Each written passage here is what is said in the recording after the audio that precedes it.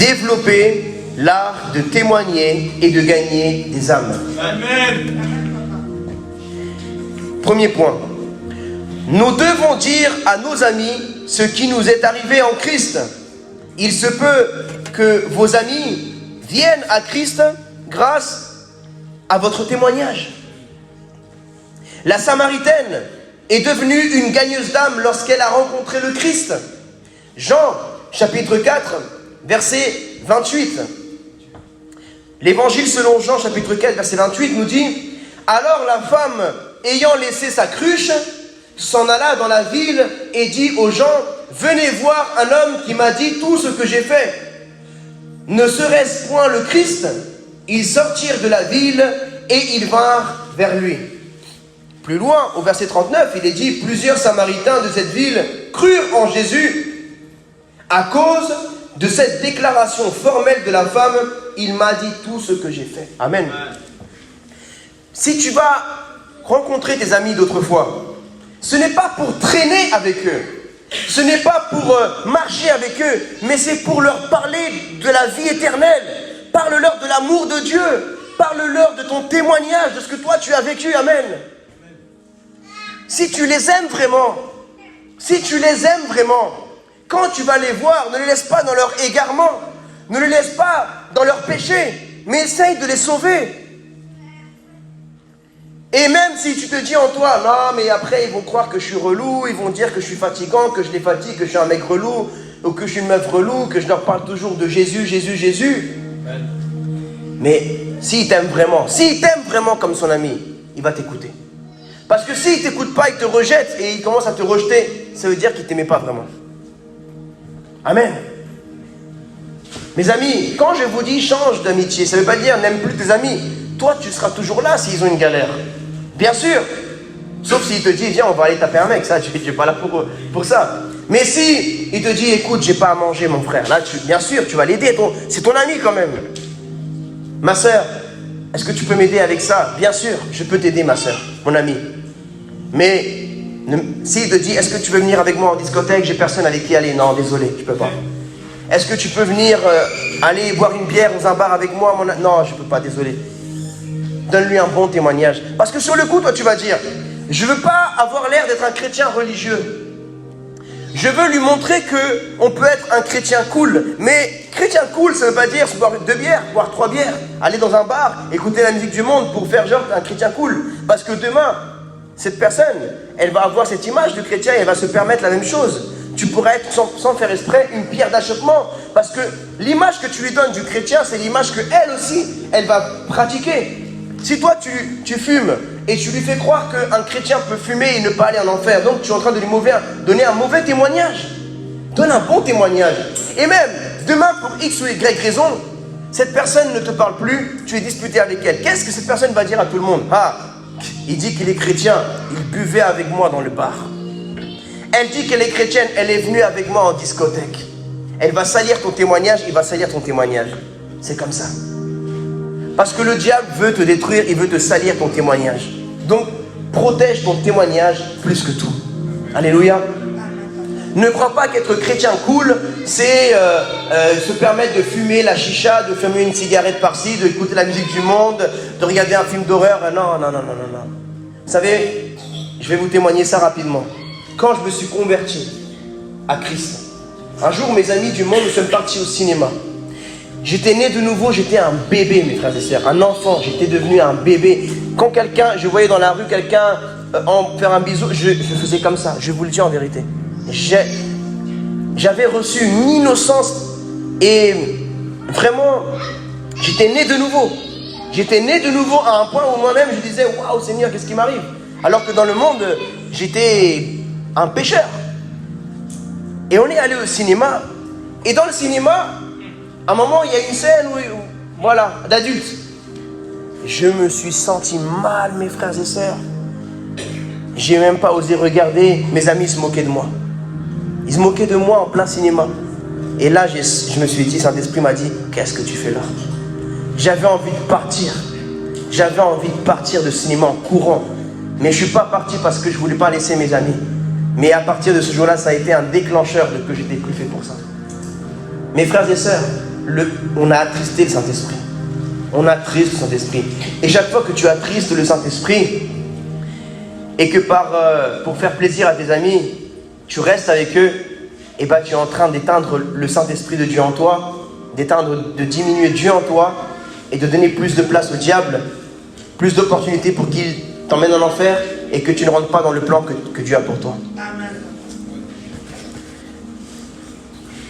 Alors, deuxième point, c'est une importante déclaration publique qui montre que vous n'avez pas honte de Christ.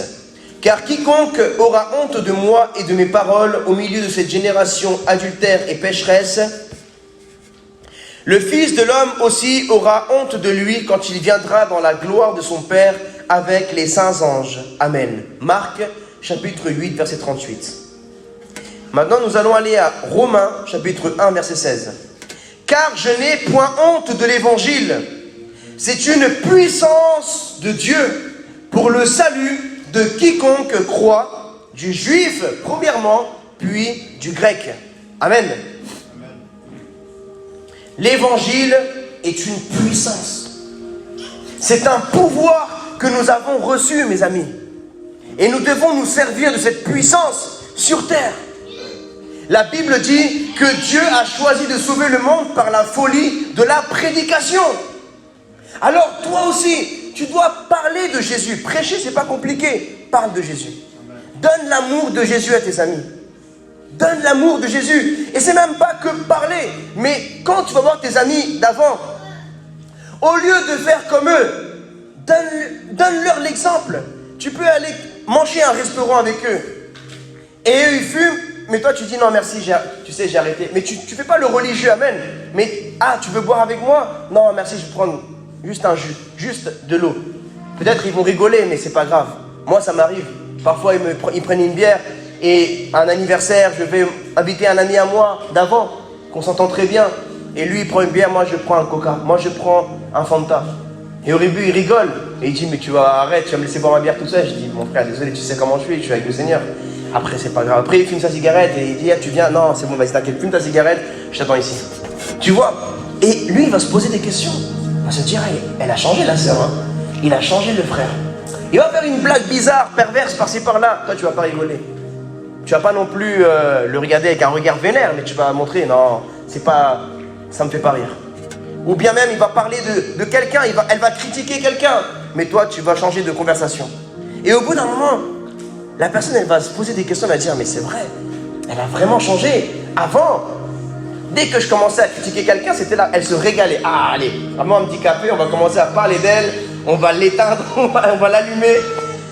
On va commencer, si il te dit des blagues bizarres, perverses, toi tu étais le premier à commencer à rentrer dans ce jeu-là, maintenant tu rentres pas, il dit non mais il a changé. Hein. Et un jour, un ami à moi m'a appelé dans un moment difficile, parce qu'il savait que j'étais le seul de son entourage qui était chrétien, et il m'a demandé conseil. Amen. J'en ai même qui sont déjà venus à l'église, des amis, parce qu'ils savent dans leur entourage que c'est toi le seul qui est chrétien ou chrétienne. Alléluia. Donc, dans un moment de ténèbres dans leur vie, tes amis chercheront une lumière et tu devras être cette lumière. Amen. Amen. Troisième point. Il est de la responsabilité du chrétien de dire aux autres la vérité. Amen. Ézéchiel, chapitre 33, verset 8. Quand je dis aux méchants, méchant, tu mourras. Si tu ne parles pas pour détourner le méchant de sa voie, ce méchant mourra dans son iniquité et je te demanderai quoi? Son sang. Ça veut dire que, Dieu dit que, à travers le prophète Ézéchiel, s'il a déclaré que quelqu'un doit mourir à cause de son péché, et Dieu te dit, va lui dire que s'il continue dans son péché, il va mourir. Mais toi, tu n'y vas pas vers le pécheur et tu ne lui dis pas la vérité. Le sang de cette personne, quand elle mourra, elle sera sur tes mains. Et Dieu te demandera des comptes du sang de cette personne. Mais toi, tu peux dire, mais comment ça?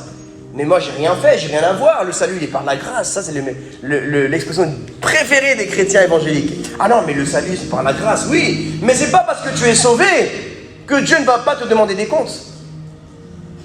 Même ceux qui sont sauvés, Dieu nous demandera des comptes, frères et sœurs.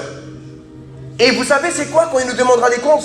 Il y a des récompenses qu'on aurait dû avoir qu'on ne va pas recevoir. On va rater des choses qu'on aurait dû avoir parce qu'on a négligé certaines choses sur terre. Bien que nous soyons sauvés, mais nous allons perdre beaucoup de récompenses parce qu'il y a un passage dans la Bible qui dit que nos œuvres seront éprouvées par le feu. Amen.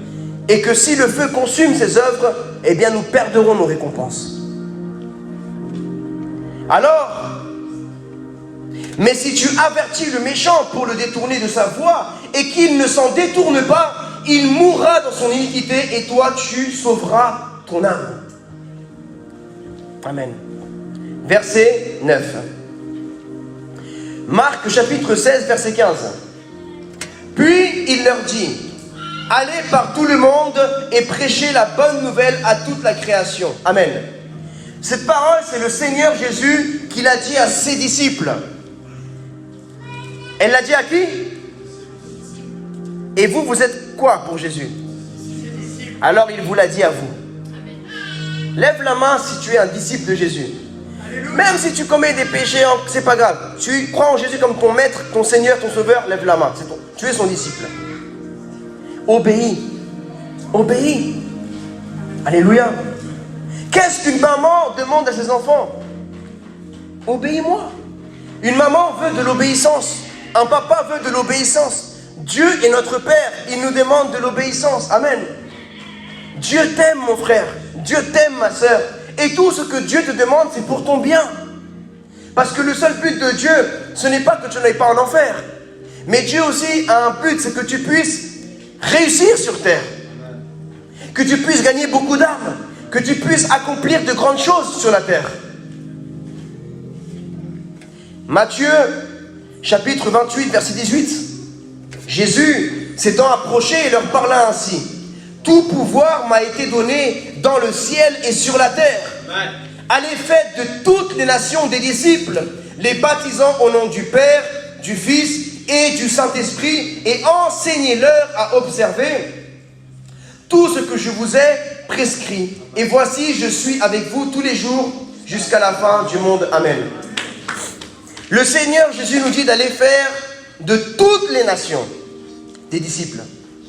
Et dans toutes les nations, il y a la Corée du Nord, il y a l'Afghanistan, il y a le Pakistan, il y a la Chine, il y a le Moyen-Orient, tous les pays arabes, tous les pays africains, tous les pays asiatiques, les îles du monde entier, tous les pays du monde, tous les quartiers, toutes les villes, partout tu dois aller annoncer l'évangile. Mais on ne peut pas tout faire, mais Dieu va t'envoyer dans des lieux précis dans ta vie. Amen. Mes frères et sœurs, la Bible dit, faites des nations mes disciples. Donc, c'est pour cela que mon rôle en tant que berger, c'est de faire de vous des disciples du Christ. C'est de vous enseigner. Amen. Oui, peut-être quand Jésus avait un culte où il guérissait les malades, il chassait les démons, il y avait des... Ah là les chrétiens, ils étaient encouragés, ils étaient, wow, c'est trop excitant, c'est trop bien, c'est trop cool. Mais quand Jésus il enseignait, parfois, il s'endormait. Une fois, l'apôtre Paul, il a enseigné, il y en a, il est tombé de la fenêtre. Vous savez? Bon, ceux qui lisent leur Bible, ils voient de quoi je parle. Je vous dis, une fois, l'apôtre Paul, il a prêché dans une maison, jusqu'à tard, plus tard qu'aujourd'hui. Le gars, il était fatigué, il était assis au bord de la fenêtre. Mais comme l'apôtre Paul, il prêchait plus long que moi, même si moi je prêche longtemps, lui il prêchait plus longtemps que moi. Estimez-vous heureux alors que c'est pas l'apôtre Paul, votre pasteur, parce que lui, moi je prêche 1 heure, lui il prêchait 3 heures. Alors, le gars il écoutait l'apôtre Paul et il y en a comme certains d'entre vous là. On dirait il danse un peu le... je sais pas quelle danse là. Et le gars il était en train de s'endormir et au lieu de se réveiller, il a basculé en arrière, il est tombé de la fenêtre. Pour de vrai, c'est écrit dans la Bible. Le gars, il est tombé par terre. Il est tombé du premier étage ou de je sais pas d'où et il s'est fait mal. Et après, on a dû aller le chercher, prier pour lui, le ressusciter, je sais plus ce qu'on a dû faire. En tout cas, c'est pour vous dire que l'enseignement, il est combattu dans le monde spirituel. Quand c'est une prédication, tu es plus concentré. Mais quand c'est un enseignement où Dieu va profondément dans ton cœur, il veut t'enseigner sa parole. Là, le diable envoie des esprits de fatigue, des esprits de distraction. Et là, tu commences à être fatigué, tu commences à dire, j'ai faim, j'ai envie d'un petit tacos. j'ai envie d'un petit sushi, j'ai envie de ci, j'ai envie de ça, je dois rentrer, je dois faire à manger aux enfants, je dois les coucher, et tu dois avoir plein d'attaques dans ta tête. Parce que le Seigneur veut aller en profondeur avec toi, mais c'est combattu. C'est combattu. Parce que quand on touche à l'intelligence, à l'intellect, la Bible dit qu'il y a des murailles dans notre tête, dans notre esprit. Et ces murailles, le Seigneur veut les détruire. Amen. Pour pouvoir déposer sa semence de vie et son enseignement en toi. Voilà pourquoi dans les églises, l'enseignement est tellement combattu. Tout le monde veut aller dans une église où il n'y a que des miracles, des guérisons, de tout. Mais on n'aime pas trop l'enseignement. Pourquoi on fuit l'enseignement? Parce que c'est ça qui est vraiment puissant. Poser les fondements de ta vie ministérielle. C'est comme moi par exemple. J'ai eu mon bébé, Eliakim, et à un moment donné, moi je vous dis la vérité en tant qu'homme. Nous les hommes, on préfère le biberon parce que c'est plus simple. Quand il faut faire des compotes, il faut mettre, c'est compliqué. Moi je disais non chérie, laisse-le biberon. Laisse le biberon, c'est plus facile. Mais ma femme, elle voulait poser les bons fondements de nourriture pour qu'il y ait des bonnes vitamines, le bébé. Et elle prend le temps de faire les compotes, de faire les mélanges, les ci, les ça. Et moi, je disais, c'est trop long. Mais elle avait raison. Elle a raison. Mais ça veut dire quoi? Ça veut dire que parfois, nous, dans notre vie, on veut des choses rapides. Du fast-food spirituel. Tu veux des prédications fast-food qui durent 30 minutes, fast-food. Tac, à emporter. Allez, bonjour, au revoir. Amen. Mais si tu veux aller loin, mon ami, il faut que tu te poses au restaurant. Là, c'est la gastronomie. Gastronomie spirituelle. L'enseignement. Amen. Là, tu n'es pas dans une église fast-food. Tu es dans une église gastronomique 5 étoiles. Acclame le Seigneur.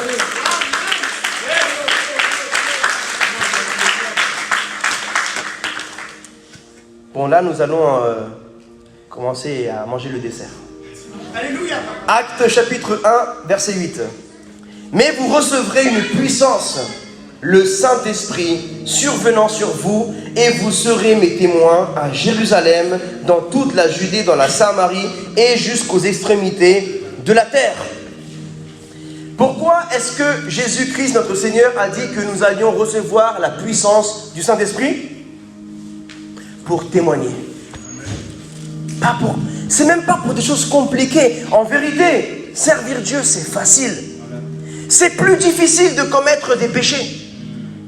Moi, je dis souvent, aller en enfer, c'est dur et ça coûte cher. Parce qu'aller en enfer, il faut fumer la drogue. La drogue, ça coûte cher. Ceux qui ont déjà acheté du shit et de la cocaïne, vous savez, ça coûte cher. Ceux qui ont déjà acheté l'alcool, les bouteilles en discothèque, ça coûte cher. Même dans les épiceries, ça coûte cher, l'alcool. Les cigarettes, ça coûte cher.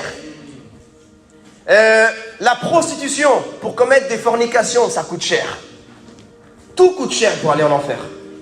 Et c'est compliqué. C'est compliqué. Tu dois sortir de chez toi, tu dois faire ci, tu dois même risquer ta vie parfois pour aller dans des cités. Mais pour aller à l'église, c'est facile. Bon, là, on est à Bobigny 9-3. Mais c'est facile. Amen. C'est facile, frères et sœurs. Vous avez juste à ouvrir votre cœur, recevoir l'amour du Seigneur, parler. Hein? Il y en a qui aiment bien parler. C'est facile. Il n'y a rien qui change. Juste vous parlez de Jésus maintenant. Amen. Avant, vous parliez des gens. Maintenant, vous parlez d'une seule personne, de Jésus.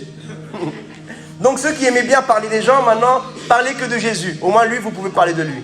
Alléluia. Et c'est ça, pour ça que vous avez reçu le Saint-Esprit. Pour témoigner. Donc, témoigner, c'est quoi? Ça veut dire donner la gloire à Dieu pour des choses qu'il a fait dans votre vie. Si Jésus vous a guéri le petit doigt de pied, eh bien témoignez que c'est Jésus qui vous a guéri votre doigt de pied. Ça donne la gloire à Dieu. Témoignez les plus petits détails de votre vie. Témoignez, ne les gardez pas pour vous. Parce que ne pas témoigner, ça veut dire ne pas donner la gloire à Dieu pour ce qu'il a fait dans votre vie. Alléluia.